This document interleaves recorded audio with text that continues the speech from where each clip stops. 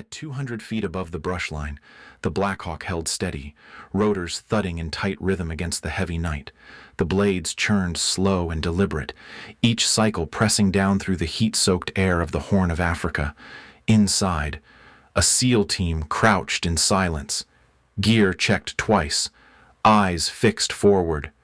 Below them waited uneven terrain, scattered outposts, and one concrete hut barely standing against the dark.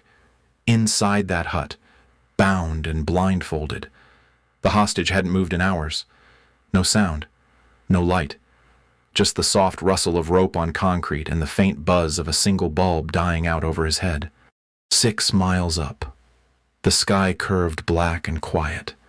Jade sat in the cockpit of her F-22, eyes steady on the green wash of her heads-up display. Altitude held. Fuel good. She adjusted trim with her left hand and tapped through the radar modes with her right, shifting from terrain to thermal. Pockets of heat flickered along the north slope. But nothing moved. The mountains were jagged and deceptive, and there were always gaps in the signal. She cycled through again anyway. Riker's voice filled the radio link with a half laugh. He said he hoped the SEALs were more awake than they sounded, because the last time he saw someone rappel half asleep, it turned into a wedding proposal and 3 missing teeth. Jade didn't answer.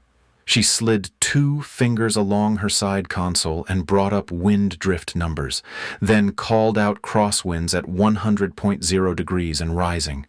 His chuckle faded beneath a clipped affirmation. From above, the descent looked simple. 1 wide basin, 1 small ridgeline, 1 narrow target building wedged between runoff ditches and stone walls. Through her canopy, Jade caught a faint pulse of light infrared from a drone farther back, marking movement below. The Blackhawk drifted lower. Ropes dropped. Jade watched the thermal traces as boots hit dirt, knees bent, and the team moved fast toward the compound's southern wall. From ground level, the view was a different world. Green-tinted shadows washed through night vision lenses, turning every edge into static. The team moved like vapor, rifles angled down, feet pressing shallow tracks into loose earth. Their breath stayed low. One hand signaled, the others mirrored it. Above them, rotor wash pushed dust into curls that rose and vanished. Inside the hut, the hostage flinched, not from noise, but from the sudden absence of it. Something had changed outside, though he couldn't see or hear what. The blindfold pressed against his eyelids, too tight to blink. He shifted slightly. A distant thud passed through the ground beneath him, low and distant, like someone dragging a drum uphill. Jade tightened her harness slightly and exhaled. Oxygen level nominal. Threat displays clear, but something pressed at the edges of her focus. Not a warning tone, not a system fault, just a low flicker on the forward scan. She adjusted range, but the return didn't change. No shape, no warmth, no speed.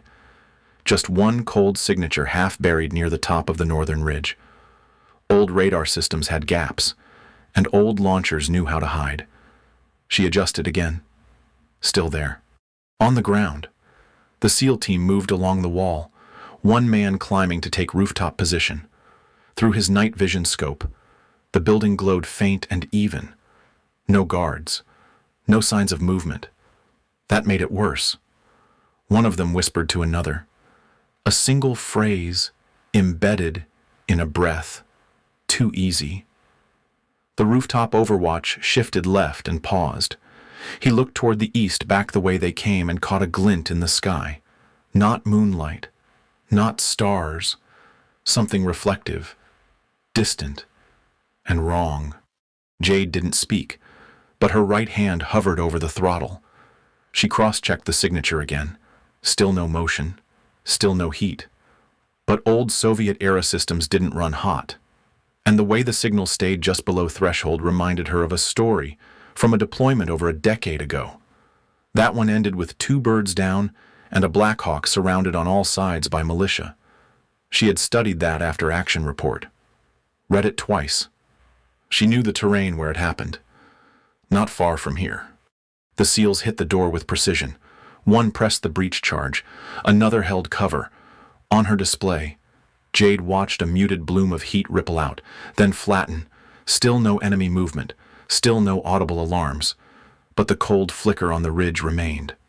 Riker's voice came again, this time quieter. He asked if she had seen it too. Jade didn't hesitate. North Ridge, 71 meters above the basin floor.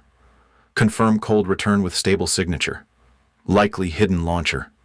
She marked it twice on her overlay and watched his confirmation blink into her screen. Back in the hut, the hostage tensed. Outside, the SEALs had begun moving again, fast and methodical. They whispered to one another as they worked, but only just. The sound of their boots matched the rising beat of the rotor blades now circling wide for pickup. From high above, Jade kept her eyes on that ridgeline. The operation had moved like a machine timed, clean, disciplined, but the cold signal wasn't blinking out. It was holding, waiting.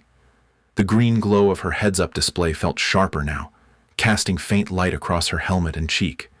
Below her, the mission was still in motion, but something overhead had begun to shift. The warning tone hit first sharp and rising before the display caught up. Jade shifted forward in her seat, one hand gripping the throttle, the other hovering over the radar reset. Her heads-up display pulsed red across the top edge. A missile had launched from the northern ridge. Heat signature was low, nearly masked until it climbed through the first layer of cloud. Legacy system, likely an SA-6 variant, wired for manual track. She marked the origin point, rolled left, and called out a directional brake. Riker peeled wide. Jade pushed hard into the turn, flaring high and fast. The first missile arced behind her and vanished. The second struck 2 seconds later. No explosion at impact, just a gut punch crack that sent her seat frame vibrating. Stabilizers lost. Her left panel showed hydraulic drop, rear vector instability. Flame cut through the right aft fuselage. She didn't shout. She just clicked to manual rudder trim and flattened the trajectory. The aircraft didn't fall yet, but it was beyond combat control.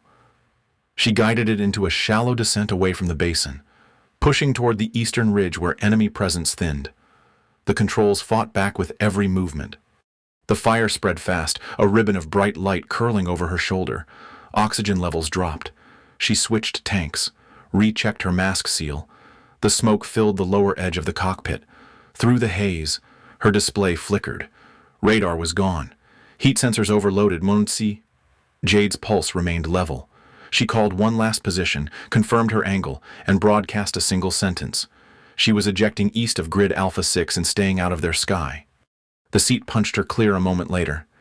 The wind slammed into her chest as the canopy broke away. She didn't feel the separation until the quiet returned. Then came the snap of chute deployment, sharp and immediate, jerking her hard against the harness. Her boots dangled.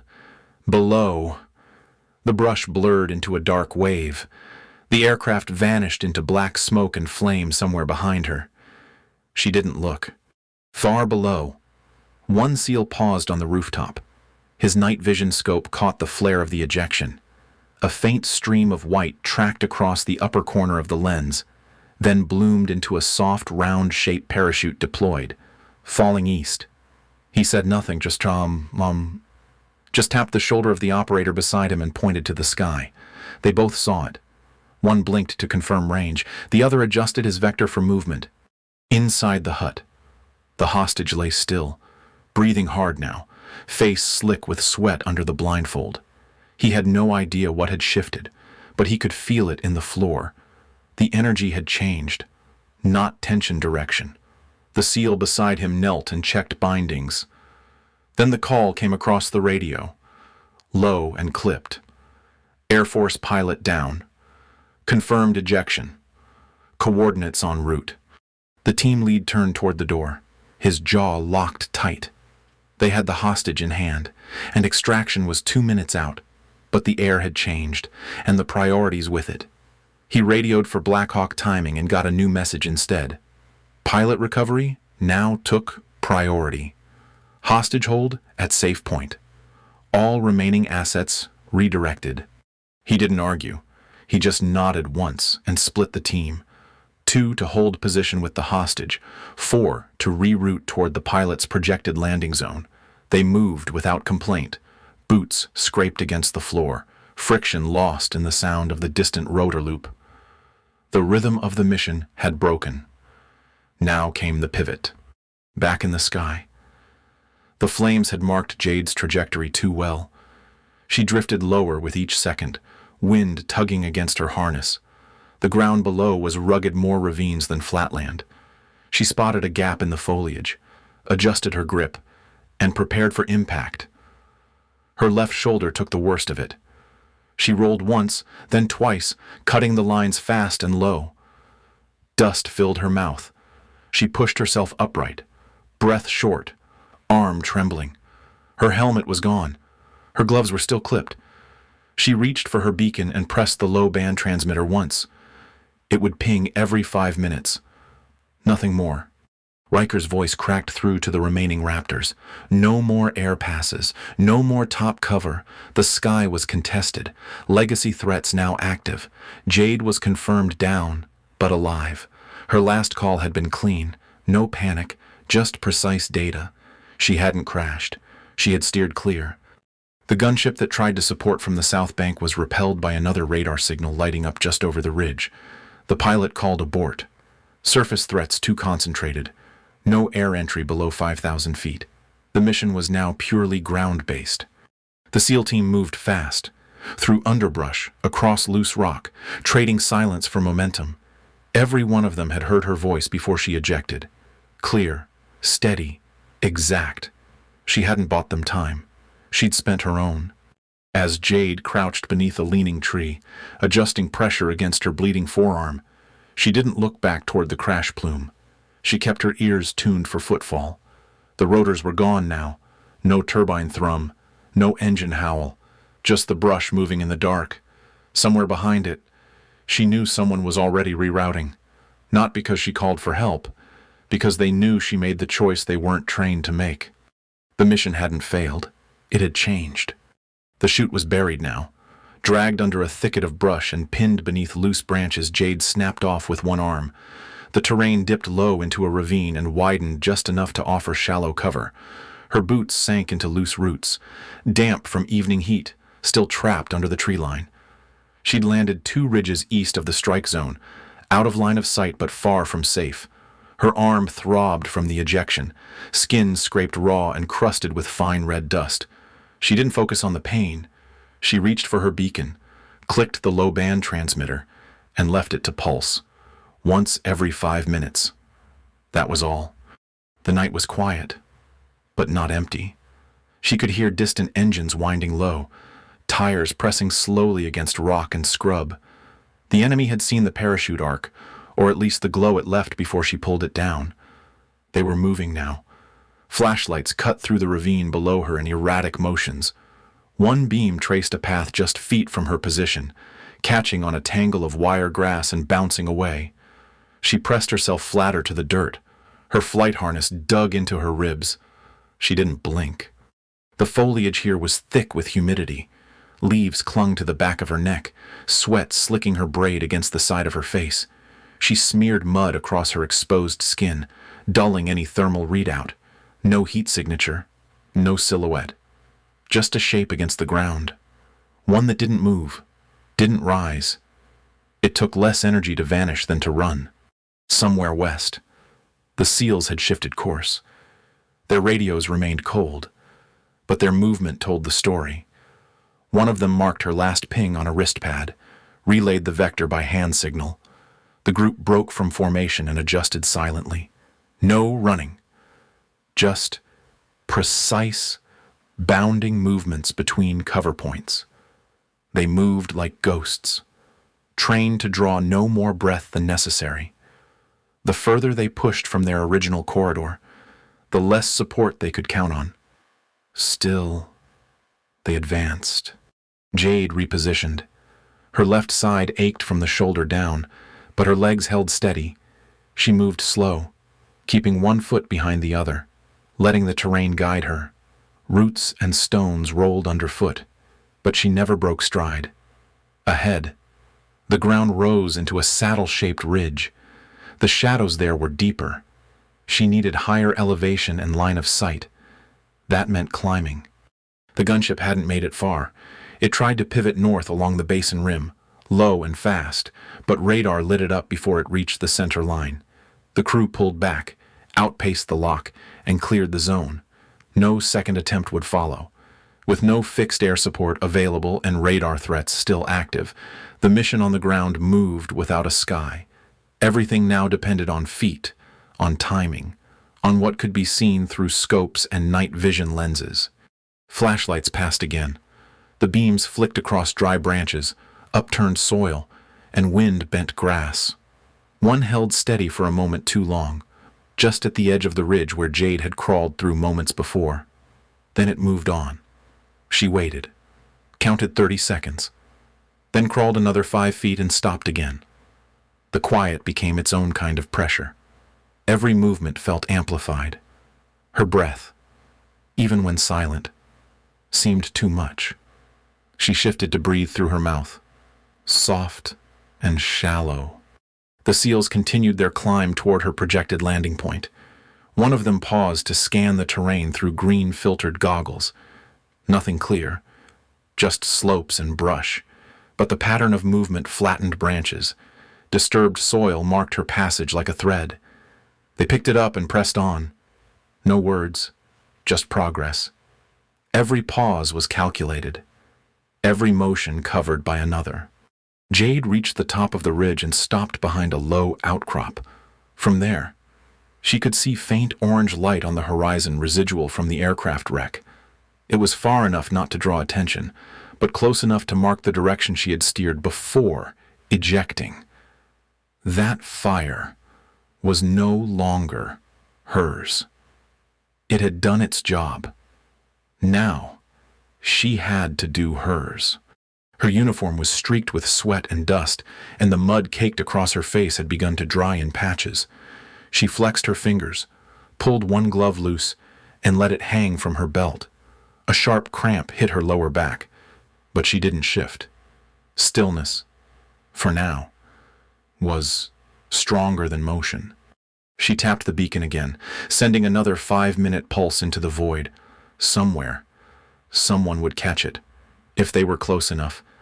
If terrain didn't cut the signal, she didn't dwell on the variables. She adjusted her weight, steadied her breathing, and waited. No rotors now, no jet roar overhead. The sky had gone quiet, the kind of quiet that told you were alone. But in that silence, she held position, not hoping, not panicking, just ready. The terrain could hide her, or it could bury her. Either way, she would use it. Jade heard the chatter before she saw the lights. Low voices, staggered steps, weapons shifting against gear. The enemy search teams had drifted closer during the last hour, moving in uneven loops through the terrain, sweeping ravines and high trails with flashlights and thermal scopes. She shifted again, slow and deliberate, edging down a shallow draw choked with saplings and layered rock. Her left arm ached, but the bleeding had stopped.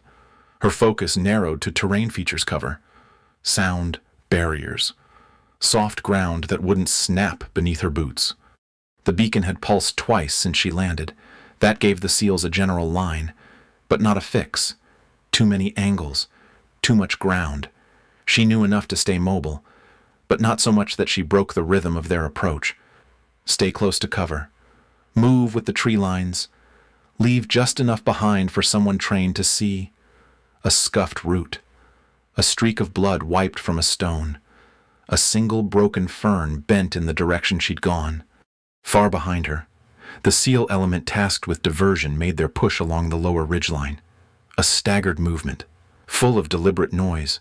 Footsteps against stone. Gear clatter. Short-range bait signals. They wanted attention drawn their way. It worked. One patrol turned toward the sound, pulling 3 lights and 2 vehicles with it. The gap it created opened just wide enough. The other team moved silent and steady through the saddle pass, led by the JTAC who had coordinated every flight angle earlier that night. Now he worked with nothing more than landmarks and glimmers of static from the low band pings.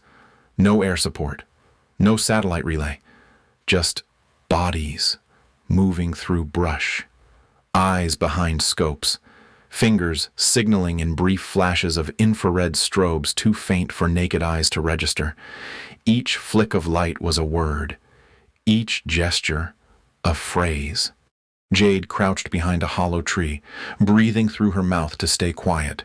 She wiped more dirt along her cheek and used the sleeve of her flight suit to blot her forehead. She could hear something behind her now, heavier footsteps, slower pace. Not the locals. Someone heavier. Trained. She didn't turn around. Instead, she pressed flat to the earth and shifted 5 feet along the fallen log, keeping her head low. If it was the SEALs, they'd find her. If it wasn't, she'd have the advantage of silence. Then she saw it. A hand. Gloved. Fingers open and low, extended from beneath a boulder across the shallow gully. Not moving. Not gesturing, just visible. Just steady. She froze. Watched it for 3 full seconds. Then she moved toward it, staying crouched, arms tight to her sides, every step placed with intention. The hand didn't flinch. As she approached, another figure rose slowly behind the rock, night vision lenses glowing faint green. No words passed between them. He reached out, took her under the good arm, and guided her back toward the shadows. 2 more shapes flanked her within moments. She didn't ask who they were or how they found her. She just nodded once. They nodded back. Someone checked her for bleeding, touched the bandage lightly, but didn't slow her pace. She was moving. That was enough. The patrol that had been behind her looped closer just as they cleared the edge of the draw. Flashlights swept wide again. 1 beam passed within a few yards. Everyone froze at once. Jade's back pressed against the side of a ridge wall. The SEAL beside her dropped to 1 knee and remained perfectly still. The light paused, drifted, then moved on. No one moved for 30 seconds. When they did it all at once. Down the slope, up into thicker cover. Jade's legs burned with effort, but she kept pace. Her teeth clenched with each step, not from pain but from focus. The night didn't speak. It just watched. They moved without radio. Hand signals and eye contact did the rest. When one man stumbled slightly on a tree root, another caught him before he fell. When they reached a flat stretch near the outer ridge, someone pulled out a light clicker and tapped it twice, confirmation to the others. All clear. Keep moving. The JTAC appeared beside Jade, his head low, rifle across his chest. He tapped the side of his helmet and pointed toward the east. Extraction would be inbound soon.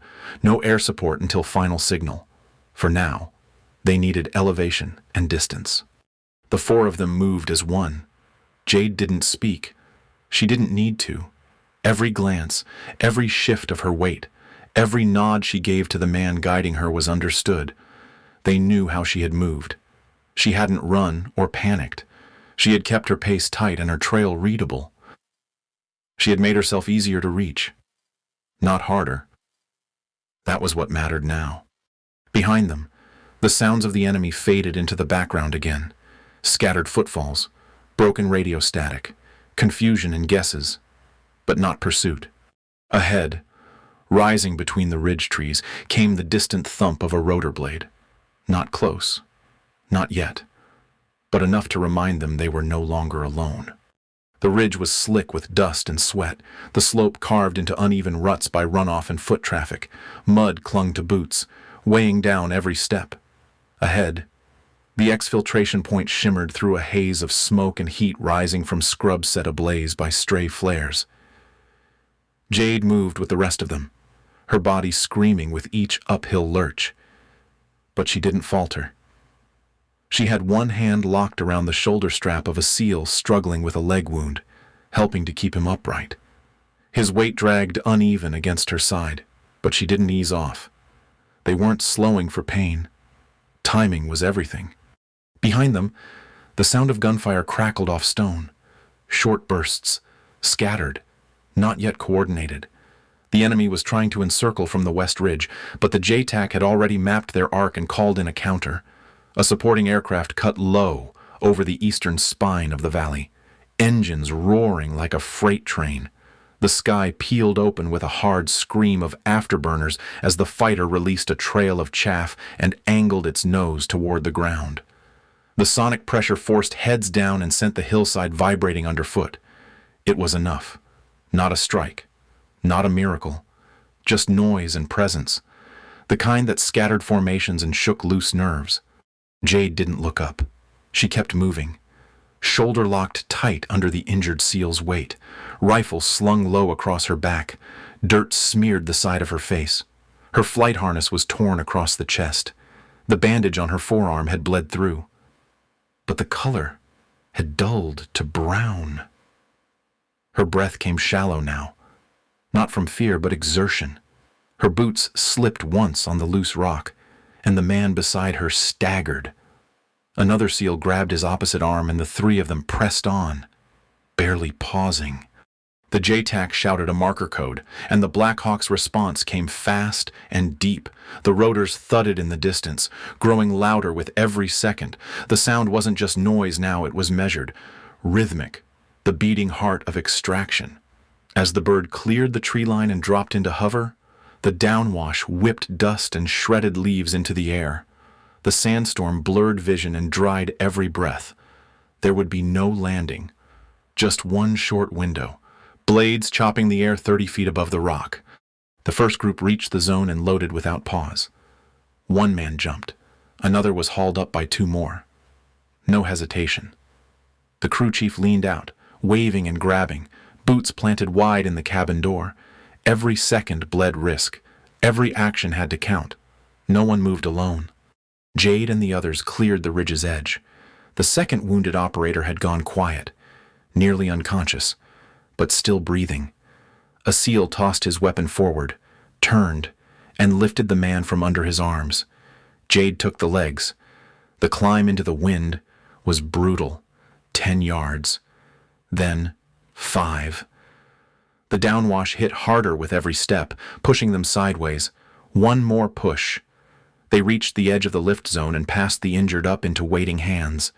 Rounds snapped overhead. Muzzle flashes burst from the trees on the far slope. The JTAC called for suppression, but there was no ordnance left to drop. They were already flying on the ragged edge of support.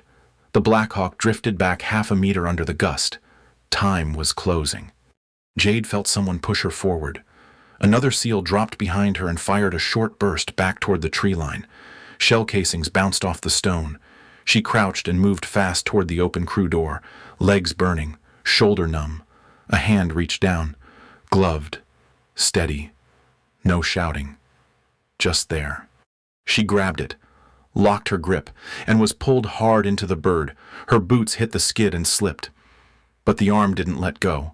She was yanked into the cabin, shoulders crashing against the floor, air ripped from her lungs. She rolled once and came upright against a wall. The door slammed shut. The crew chief gave a final nod, then tapped twice on the bulkhead. The Black Hawk rose under fire. Rounds sparked against the lower tail, harmless but close. The rotors punched the air in widening circles. The dust dropped behind them. The noise narrowed to internal hum. Inside, the team checked each other for wounds and counted heads. All present. All breathing.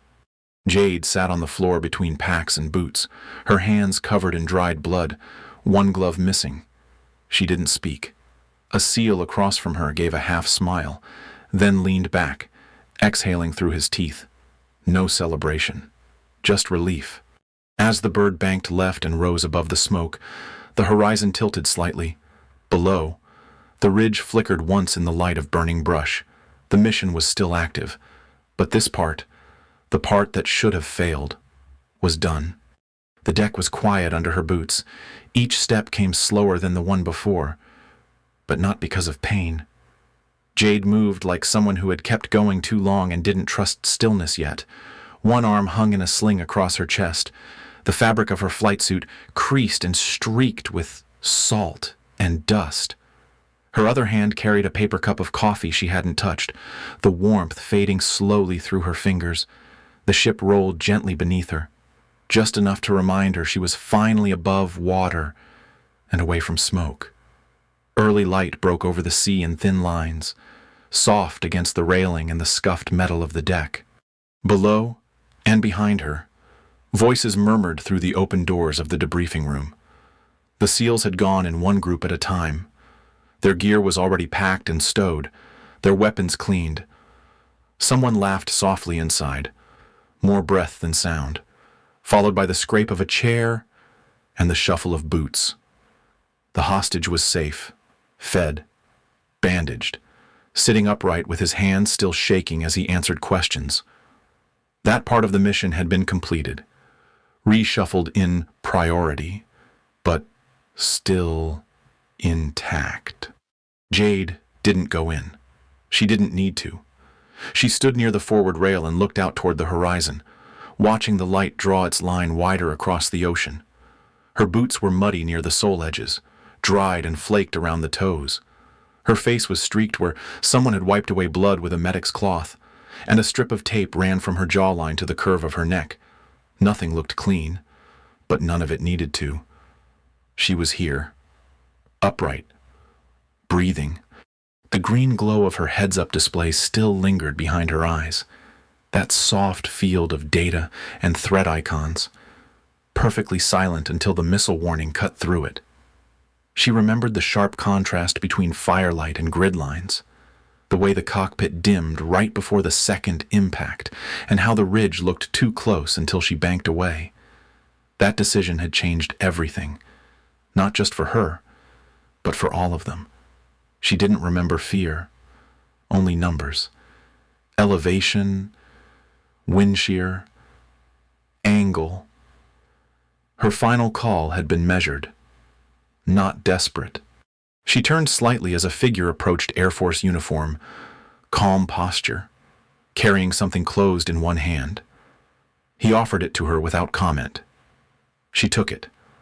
The object was small and cool, slightly scorched at the edge. A flight pin, worn, a little bent, but unmistakable. It had been pulled from the wreckage by a recovery team, or maybe found in the dust near the exfil point. Either way, it had made its way back. She looked at it for a moment, then closed her hand around it and gave a single nod. The officer didn't stay long. He stepped back and left her with the morning. She looked down at the pin in her palm, thumb resting along the ridge of the wings. No rank, no display, just a marker returned, quietly. Her other hand still held the coffee, now cooling fast. She didn't drink from it. The smell was enough. Familiar, fleeting. She let the breeze from the water take what it wanted from the rim. A Navy crew chief passed by on his way to a mechanical check. He slowed when he saw her, gave a short look at her sling, then stopped for half a second. She expected a nod or nothing at all, but he surprised her with a single sentence, quiet and direct. He told her she flew like one of theirs. Not a compliment, not ceremony, just a line dropped like a tool in passing. She let it sit and gave him a nod in return. That was enough. The light kept rising. Far off, a line of aircraft shimmered near the edge of the cloud layer, small and distant, nothing but shapes now. The sounds of the night before had faded, the rotor churn, the warning tones, the crunch of boots against gravel. Even the voice that had called out her location during the last dash to the ridge was gone. All that remained was this quiet and the rhythm of water slapping against hull. She sat down on a steel bench near the port bulkhead, the coffee between her hands now more habit than use. Her thoughts drifted toward the men who had pulled her out of the brush without words, the ones who reached for her, not because they were told to, but because they knew she had moved with purpose. She hadn't curled up and waited. She hadn't fallen. She had kept going. The mission had changed the second her jet lit up that ridge, and she had accepted that. The last thing she remembered before ejecting wasn't the strike or the failure. It was how still her breath had become right before she pulled the handles. That silence had carried through everything that followed. She looked back down at the pin in her hand, now warmed by her grip. Nothing had fallen that night. Not the aircraft, not the mission, not her. Everything that could have broken had held, because the people moving through it made the choice to adjust, not retreat. The sea stayed quiet. The light kept rising. She didn't say a word. She didn't need to.